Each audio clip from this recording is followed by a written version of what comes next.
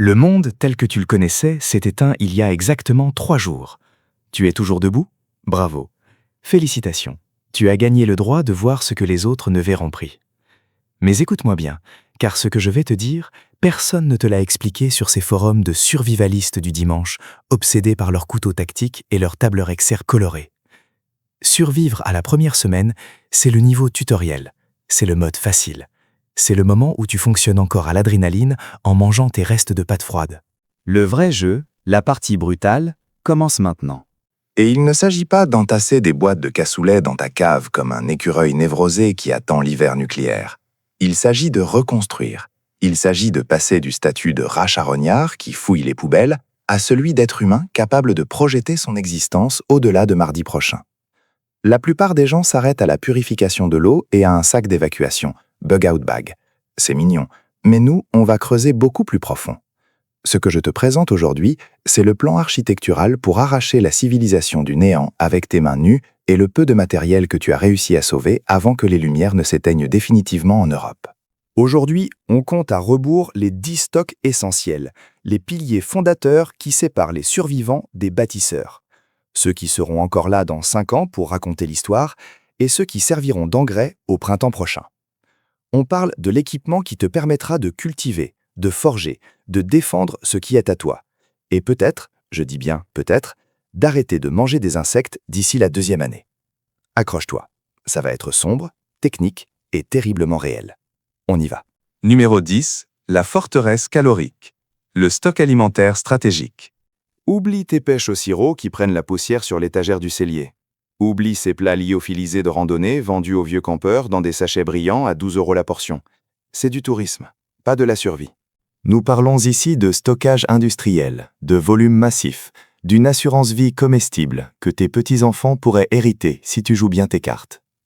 Riz blanc, haricots secs, blé, miel, ce nectar que les archéologues ont retrouvé dans des tombeaux égyptiens, toujours comestible après 3000 ans d'obscurité. Le sel, qui a servi de monnaie, de conservateur et de source vitale de minéraux, bien avant que l'humanité n'invente l'écriture ou la République. C'est la fondation, certes peu glamour, qui t'empêchera de mourir de faim quand la chaîne d'approvisionnement mondiale ne sera plus qu'un souvenir lointain et que les hypermarchés Carrefour ou Leclerc seront des coquilles vides aux vitres brisées. Voici la science que la plupart des gens ignorent, et cette ignorance leur coûtera la vie. Le riz blanc survit au riz complet pendant des décennies entières. Pourquoi? Parce que le riz complet possède des huiles dans sa couche de son. Ces huiles contiennent des acides gras insaturés avec des doubles liaisons chimiques qui s'oxydent. Elles rancissent. C'est de la chimie organique de base qui travaille contre toi. Le riz blanc, lui, n'est que de l'endosperme amylacé. Toute la nutrition saine a été retirée. C'est ennuyeux, c'est fade, mais c'est éternel. Stocke-le correctement dans des sacs Mylar aluminisés avec des absorbeurs d'oxygène. Et tu as devant toi 20 à 30 ans de glucides qui attendent patiemment dans ta cave. Les absorbeurs d'oxygène, ce sont de petits sachets de poudre de fer. Quand ils sont exposés à l'air, ils rouillent. Cette réaction chimique consomme l'oxygène, créant un environnement anaérobie, sans air, où les bactéries et les charançons ne peuvent pas survivre. Pas d'oxygène, pas de vie microscopique, pas de pourriture. C'est de la chimie simple qui te garde en vie quand tout le reste s'effondre. Tu veux des calories qui ne te trahiront pas. Des calories qui ne vont pas développer de toxines botuliques capables de te tuer plus vite que la famine. Parce que lors de la 5e année, quand les pillards auront tout pris et que ton quartier ressemblera à une scène coupée d'un film post-apocalyptique, ce seau de riz caché derrière un faux mur sera la seule différence entre toi et l'engrais dans lequel tu fais pousser tes tomates. Ajoute des haricots secs pour les protéines. Le riz et les haricots, ensemble, fournissent les 9 acides aminés essentiels que ton corps ne peut pas synthétiser seul. C'est la combinaison alimentaire qui a nourri les civilisations d'Amérique latine et d'Asie pendant des millénaires. Ce n'est pas de la gastronomie française, ce n'est pas instagrammable, c'est une assurance rédigée en glucides et en protéines. Vise un an de stock minimum par personne. Faisons le calcul. 2000 calories par jour multiplié par 365 jours, cela fait 730 000 calories par personne et par an. 1 kilo de riz fournit environ 3500 calories. Tu as besoin d'environ 200 kg de riz par personne. Ça paraît énorme? Ça l'est. La survie n'est pas bon marché et elle n'est pas pratique. Mais la famine est permanente et, crois-moi, très désagréable. Numéro 9, le coffre-fort génétique. Les semences d'héritage. Tu sais ce qui sépare l'homme de l'animal? L'agriculture. La capacité de rester au même endroit, de faire plier la nature à sa volonté, au lieu de courir après elle sur un terrain hostile. C'est la révolution néolithique qui nous a permis de bâtir Paris, Rome et Athènes, au lieu de suivre les troupeaux de cerfs. Tu veux retrouver ce pouvoir. Tu en as désespérément besoin. Tu as besoin de graines. Mais attention, pas n'importe lesquelles, pas celles que tu achètes en promotion chez Jardiland au printemps. Il te faut des graines anciennes, des semences héritage, des variétés à pollinisation ouverte, sur lesquelles l'humanité a compté pendant des milliers d'années, avant que l'agriculture corporatiste ne décide que la consistance génétique et les brevets étaient plus importants que la sécurité alimentaire. La différence est cruciale, et c'est là que la plupart des gens commettent une erreur catastrophique. Les graines hybrides modernes, les fameuses F1, sont conçues pour une seule génération de rendement maximal. Elles sont superbes, uniformes, résistantes, pour une saison. Mais plante les graines issues de ces tomates hybrides et tu verras les lois de Mendel se retourner contre toi. La deuxième génération sera un chaos génétique. Plantes faibles, mutations étranges, pas de fruits ou des fruits immangeables. C'est la famine avec des étapes supplémentaires. Les semences anciennes, comme celles que défendaient des associations comme Cocopelli, se reproduisent fidèlement, génération après génération. Le vent, les insectes, les oiseaux font le travail. Plante-les, laisse-les grandir, sauvegarde les graines de tes meilleures plantes, replante la saison suivante. Répète à l'infini. C'est de la nourriture infinie, à condition de ne pas tout gâcher par une mauvaise sélection. Stocke-les au frais, au sec et dans le noir. La chaleur et l'humidité sont tes ennemis mortels ici. Une graine est un embryon vivant en animation suspendue. La chaleur accélère son métabolisme, l'humidité déclenche une germination prématurée. Tu veux le sommeil éternel, pas l'activité biologique. Scelle-les sous vide si tu peux. Ajoute des sachets dessicateurs. Teste leur taux de germination tous les 2 ans. Si moins de 50% germent, ton stock génétique est en train de mourir. Commence par des cultures denses en calories. Pommes de terre, haricots, courges, maïs. La méthode des 3 sœurs, perfectionnée par les peuples autochtones bien avant nous. Le maïs fournit la structure verticale. Les haricots grimpent sur le maïs, fixant l'azote de l'atmosphère dans le sol grâce à des bactéries symbiotiques. La courge s'étale au sol, empêchant les mauvaises herbes de pousser et gardant l'humidité. C'est de la permaculture enroulée dans une sagesse ancienne qui fonctionne réellement. Apprends-le, pratique-le, avant d'en avoir besoin. Parce qu'essayer d'apprendre le jardinage dans un livre alors que tu as le ventre vide depuis 3 jours est une recette pour l'échec et la mort. C'est ainsi que tu cesses d'être un pillard pour redevenir un paysan, un bâtisseur. Bienvenue à nouveau dans le néolithique. Essaye de ne pas tout gâcher cette fois-ci. Numéro 8. Le bloc opératoire de fortune. Traumakit et antibiotiques. L'infrastructure médicale n'existe plus. L'hôpital public est une coquille vide, pillée, avec des vitres brisées et des chariots renversés. La pharmacie du coin a été dévalisée dans les premières heures de la panique. Ta carte vitale est désormais un bout de plastique inutile. Cette coupure sur ta jambe, faite en escaladant une fenêtre brisée pour récupérer de l'eau, c'est une condamnation à mort si tu n'es pas prêt. Le traumatisme est le tueur silencieux après l'effondrement immédiat. Ce n'est pas la famine la première semaine, ni la déshydratation, ni même la violence directe des gangs. C'est l'hémorragie suite à un accident de tronçonneuse en coupant du bois. C'est la septicémie, sepsis, issue d'une ampoule infectée parce que tu n'as pas pu la garder propre. C'est une fracture ouverte qui s'infecte parce que la technique stérile est un souvenir lointain. Ce sont les morts banales, évitables, que les antibiotiques et les urgences géraient autrefois si facilement. Tu as besoin d'un vrai kit de traumatologie, Traumakit. Pas de la petite trousse de secours avec des pansements Mickey et une compresse sèche. Il te faut un équipement capable de sauver une vie. Un garrot 4, conçu par la médecine militaire. Ajoute un garrot soft-T en secours, car la redondance sauve des vies. Des pansements hémostatiques imprégnés de kaolin, qui déclenchent la cascade de coagulation bien plus vite que ton corps ne peut le gérer seul. L'argile offre une surface massive pour l'agrégation des plaquettes. Des pansements compressifs israéliens. Des pansements occlusifs pour les plaies thoraciques soufflantes, chest seals. Si ton poumon s'affaisse, tu meurs. C'est simple et brutal. Mais surtout, tu dois savoir utiliser tout ça avant de voir le sang couler. Entraîne-toi. Parce que lire le mode d'emploi pendant que l'artère fémorale de ton ami repeint les murs en rouge n'est pas l'environnement d'apprentissage idéal. Le stress détruit ta motricité fine et ta compréhension écrite. L'entraînement crée des automatismes. Et parlons du sujet tabou en France, les antibiotiques. C'est la zone grise légale, mais stratégiquement essentielle. Sans ordonnance, c'est impossible d'en avoir légalement en grande quantité. Mais nous parlons de survie, pas de bureaucratie. L'amoxicilline pour les infections générales. La doxycycline pour les infections respiratoires et la maladie de Lyme. La ciprofloxacine pour les infections urinaires ou gastro-intestinales sévères. Je ne te dis pas quoi faire, je ne suis pas médecin. Je te dis simplement ce qui maintient les gens en vie quand il n'y a plus de médecins. Apprends à reconnaître la septicémie tôt, car elle tue vite. Des traînées rouges qui irradient depuis la blessure, une fièvre au-dessus de 38,5 degrés Celsius, une confusion mentale. Si tu vois ces signes, ta fenêtre de tir se compte en heures, pas en jours. C'est ça la réalité.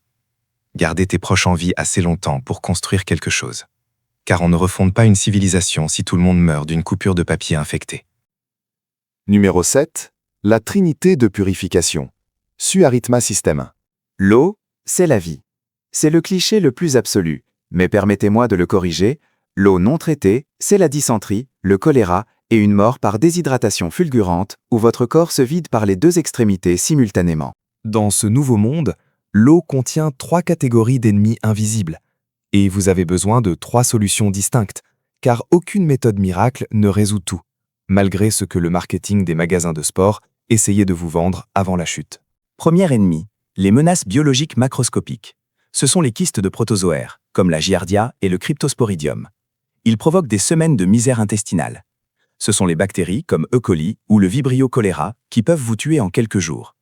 Ces organismes sont grands à l'échelle microscopique, mesurés en micromètres. Deuxième ennemi, les virus. L'hépatite A, le norovirus, le rotavirus. Des paquets de misère génétique mesurés en nanomètres, des milliers de fois plus petits que les bactéries. Ils passent à travers la plupart des filtres mécaniques, comme une moustique à travers un grillage de jardin. Troisième ennemi, la contamination chimique et radiologique. Les métaux lourds, plomb, mercure, issus des industries à l'arrêt, les nitrates agricoles qui saturent les nappes phréatiques françaises et, dans le pire des scénarios, les particules radioactives. Pour survivre, il vous faut la trinité de la purification. La filtration mécanique, l'exclusion physique. Un filtre de qualité avec une membrane en céramique ou en fibre creuse, calibrée à 0,1 micron. C'est de la physique pure. Les organismes sont physiquement trop gros pour traverser les pores de la membrane. Les molécules d'eau passent, les parasites restent bloqués à la porte. Vous venez d'éliminer 80% des risques biologiques. Mais ne vous arrêtez pas là. 2. La purification chimique. L'attaque moléculaire. Pour les virus, votre filtre à 0,1 micron est une autoroute. Les virus mesurent entre 20 et 400 nanomètres. Les pores de votre filtre en font 100 000. Les mathématiques ne sont pas en votre faveur. Vous avez besoin de la chimie. Des comprimés de dioxyde de chlore, pas juste du chlore de piscine, ou de l'iode. Ces produits chimiques dénaturent les protéines virales et perturbent leurs acides nucléiques par oxydation. Pas de virus intact, pas d'infection. Suivez les dosages à la lettre. Attendez les 30 minutes réglementaires. La précipitation signifie une inactivation virale incomplète, ce qui signifie que vous tombez malade quand même. 3. La distillation et l'ébullition, l'option nucléaire. Pour les métaux lourds et la contamination radioactive, ni le filtre ni le chlore ne vous sauveront. L'ébullition tue tout ce qui est biologique par dénaturation thermique. Les protéines se déroulent, les membranes cellulaires éclatent. Rien ne survit à 100 degrés Celsius pendant plusieurs minutes. Mais pour les polluants chimiques, vous devez distiller, évaporer l'eau pure et la récupérer, laissant les contaminants lourds au fond de la cuve. C'est de la science appliquée à votre survie. Ne buvez jamais, jamais l'eau de la Seine ou de la Loire sans passer par ces étapes. Numéro 6. L'arsenal de maintenance. Les méta-outils. Parlons d'un fait inévitable, l'entropie. Chaque outil que vous possédez finira par casser. Ce n'est pas du pessimisme, c'est de la science des matériaux. Le métal fatigue sous les cycles de stress répétés. Les tranchants s'émoussent par abrasion. Les filettages foirent par corrosion. La question n'est pas de savoir si vos outils vont lâcher, mais si vous pouvez les réparer quand ils le feront. La plupart des preppers stockent des outils et oublient complètement les méta-outils, les outils qui servent à réparer les outils. Il vous faut des pierres à aiguiser de différents grains. Un grain grossier, 120-200, pour réparer les lames ébréchées, et un grain fin, 1000-3000, pour polir le tranchant. Une hache émoussée est plus dangereuse qu'aucune hache. Elle demande plus de force cinétique par frappe et risque de ricocher de manière imprévisible vers votre tibia. Un tranchant rasoir mord le bois proprement avec moins d'effort. Il vous faut des limes, plates, rondes, triangulaires. Pour façonner le métal, nettoyer des filettages, ajuster des pièces mécaniques. La lime travaille par abrasion. L'acier trempé arrache les matériaux plus tendres. C'est simple, c'est lent, mais c'est la base de l'ajustage mécanique. Mais voici le secret que 99% des gens ignorent. Les tarots et les filières, taps and dies. Les tarots creusent des filettages internes, écrous, les filières taillent des filettages externes, vis. Notre monde moderne tient grâce aux vis et aux boulons. Ils rouillent, ils cassent, ils se perdent. Si vous ne pouvez pas refaire un filettage, vous ne pouvez pas réparer une machine. Un moteur avec un trou de boulon foiré est un tas de ferraille, sauf si vous pouvez tarauder un trou plus large. Stockez les tailles métriques standard ISO, M6, M8, M10. Ce sont les tailles que vous trouverez partout en Europe, des meubles Ikea au moteur de Renault. Oubliez les mesures impériales américaines, elles ne vous serviront à rien ici. Ajoutez de l'huile de coupe pour réduire la friction et la chaleur lors de l'usinage. Vos outils dureront des décennies si vous les maintenez, ou 6 mois si vous les maltraitez. C'est la différence entre un artisan et un barbare. Numéro 5. L'énergie solaire silencieuse. Photovoltaïque et LFP. Les générateurs à essence sont bruyants, assoiffés et temporaires. Ils annoncent votre position à tous les pillards dans un rayon de 2 km. Ils consomment un carburant qui se dégrade en un vernis inutile après 18 mois de stockage. Les moteurs grippent, les carburateurs s'encrassent. Vous voulez de l'énergie renouvelable, une opération silencieuse et une technologie résistante. Vous voulez du solaire. Mais attention, on ne parle pas d'alimenter une villa entière avec lave-vaisselle et climatisation. On parle de microsystèmes critiques. Des panneaux solaires de 50 à 100 watts, robustes, portables. Couplez-les avec la technologie de batterie la plus stable, le lithium fer phosphate, LiFePO4. Contrairement aux vieilles batteries au plomb qui meurent si vous les déchargez trop, ou au lithium-ion qui peut être instable, le LiFePO4 encaisse des milliers de cycles de charge. C'est un investissement sur 10 ans. Comment ça marche? C'est l'effet photovoltaïque. Les photons du soleil frappent le silicium dopé au phosphore et au bore, les électrons sont excités, saute la bande interdite, band gap, et le courant circule. Pas de pièces mobiles, pas de combustion, juste la physique quantique qui travaille pour vous en silence. À quoi ça sert? À alimenter des lumières LED de sécurité pour voir venir les menaces? À charger vos radios bidirectionnelles pour communiquer avec d'autres survivants? À faire tourner une petite pompe à eau pour l'irrigation? N'oubliez pas le contrôleur de charge, MPPT de préférence. Il empêche la surcharge qui détruirait vos précieuses batteries. C'est le cerveau qui protège le cœur du système. Ajoutez une radio à manivelle, dynamo, pour le jour où l'électronique complexe lâchera. Vos muscles deviennent la centrale électrique. 5 watts de puissance, mais une autonomie infinie tant que vous avez des bras. Les panneaux solaires se dégradent d'environ 0,5% par an. Dans 40 ans, ils produiront encore 80% de leur puissance initiale.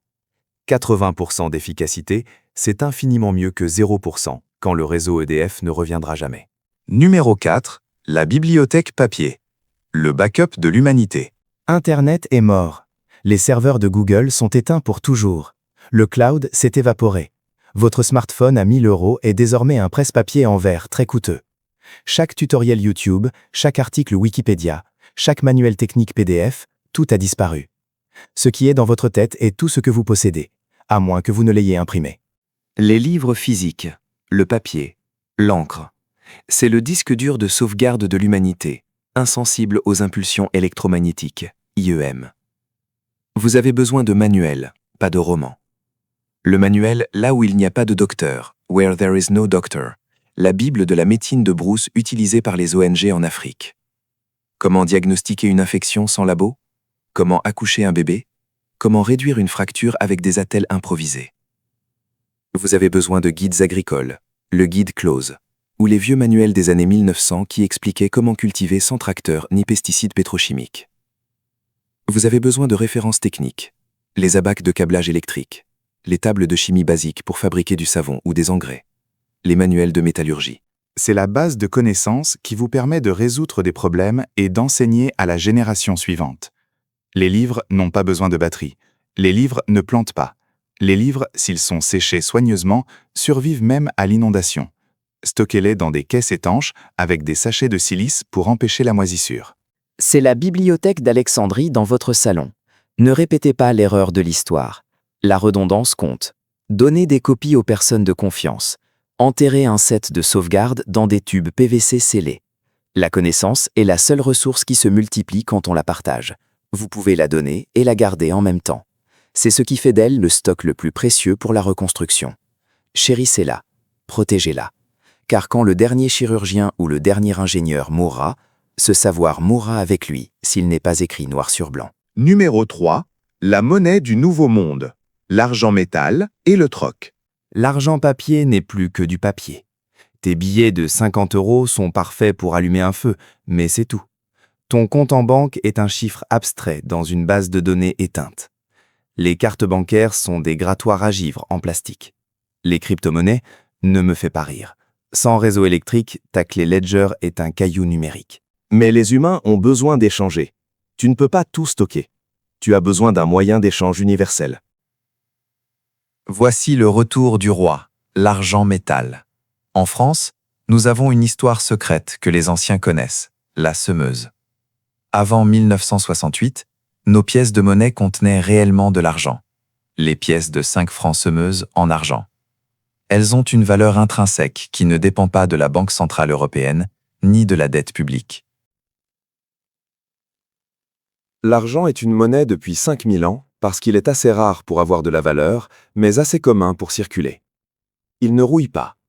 Il est divisible. Une pièce de 5 francs semeuse contient environ 10 grammes d'argent pur.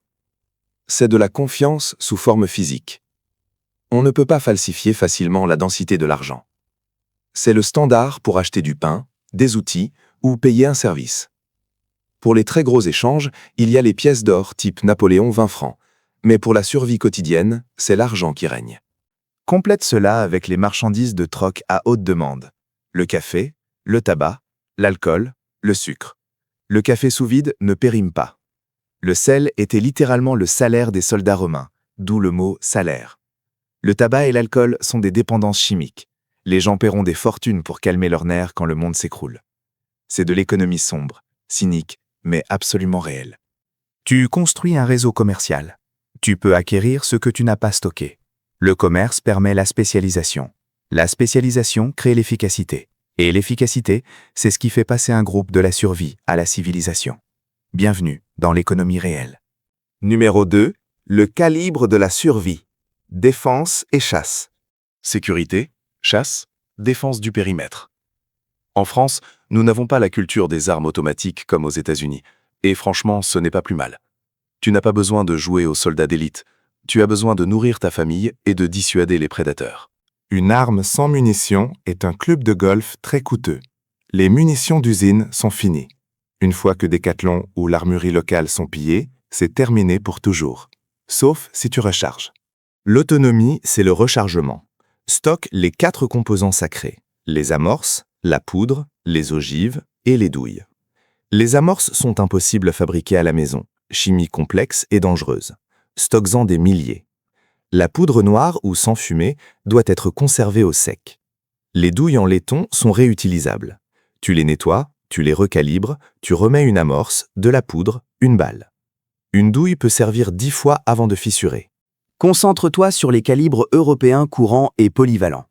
Le calibre 12 pour la chasse. C'est le roi de la polyvalence. Du petit gibier à la défense de domicile, il fait tout. On en trouve dans toutes les fermes de France. Le .22 Long Rifle. Petit, silencieux, les munitions ne pèsent rien et ne coûtent rien. Idéal pour le petit gibier et l'entraînement sans gaspiller de précieuses ressources. Une carabine à verrou en 308 ou 7x64 pour le gros gibier et la protection à longue distance. Simple, robuste, facile à entretenir. Dans un monde sans police, le groupe qui possède des munitions écrit les règles locales. Sécurise ton stock. Garde le secret. Ce n'est pas pour attaquer. C'est pour s'assurer que personne ne puisse t'enlever ce que tu as construit. Numéro 1. Le réseau humain. Le clan. Voici la vérité brutale que les fantasmes de loup solitaire ignorent. Tu ne peux pas faire ça tout seul. Le loup solitaire meurt, froid et affamé, dans une forêt. C'est la meute qui survit. Tu peux avoir tout le matériel de cette liste. Des montagnes de riz, des rivières de munitions, des panneaux solaires. Mais si tu es seul, tu es mort. Une jambe cassée et tu ne peux plus aller chercher de l'eau. Une infection sévère et tu ne peux plus te lever pour défendre ta porte. Une nuit où tu dors trop profondément et on te prend tout. Fin de la partie. La civilisation n'est pas bâtie par des individus, elle est bâtie par des groupes. Tu as besoin d'un mécanicien pour réparer le moteur du puits. Tu as besoin d'une infirmière ou d'un médecin. Tu as besoin de quelqu'un qui sait cultiver la terre au-delà de la théorie. Tu as besoin d'enseignants pour les enfants. Chaque personne multiplie tes capacités de manière exponentielle. Mais les groupes sont difficiles. C'est la politique, c'est la gestion des conflits, des égos, du partage des ressources. C'est pourquoi les communautés explosent souvent. Mais l'alternative est l'extinction lente. Le capital social est le stock ultime, pas les biens matériels, mais les relations, les gens en qui tu as confiance et qui ont confiance en toi, la réputation que tu as bâtie. Commence à construire ton réseau maintenant, avant l'effondrement. Développe des compétences qui te rendent indispensable. Ne sois pas juste le gars qui a des stocks. Sois celui qui sait souder, celle qui sait soigner, celui qui sait réparer les radios. Deviens la personne que les autres veulent avoir à leur côté quand tout s'effondre. Si une seule personne possède une compétence critique et qu'elle meurt, le savoir est perdu. Si 3 personnes savent le faire, le groupe survit. La redondance humaine est la clé. Tu peux perdre toutes tes possessions matérielles dans un incendie. Mais des gens compétents, travaillant ensemble, peuvent tout reconstruire à partir de zéro. C'est l'histoire de notre espèce. C'est comme ça que nous avons survécu aux ères glaciaires et aux pestes noires. Conclusion. Le choix final. Voilà, les 10 piliers qui séparent les vivants des morts. De la nourriture pour des décennies, des graines pour l'éternité. La médecine d'urgence, l'eau pure. Les outils qui se réparent. L'énergie solaire, le savoir écrit. L'argent métal, la défense et les gens qui donnent un sens à tout cela. Le monde tel qu'on le connaissait est fini. La partie facile est terminée. Maintenant vient le vrai travail. Rebâtir à partir de rien. La question est, as-tu assez préparé? As-tu les stocks, les compétences et surtout, as-tu les alliés? Parce que la prochaine crise arrive. Effondrement économique, guerre, rupture climatique, le déclencheur importe peu. Les préparés reconstruisent, les impréparés supplient. Lequel seras-tu? Dis-moi en commentaire quel est pour toi le stock le plus critique de cette liste. Dis-moi si j'ai oublié quelque chose d'essentiel. Je serai ici, à stocker du savoir et à me préparer pour la suite. On se voit dans les terres désolées, ou dans le nouveau monde que nous bâtirons sur les cendres de l'ancien. C'est ton choix, c'est ton avenir. Fais-le.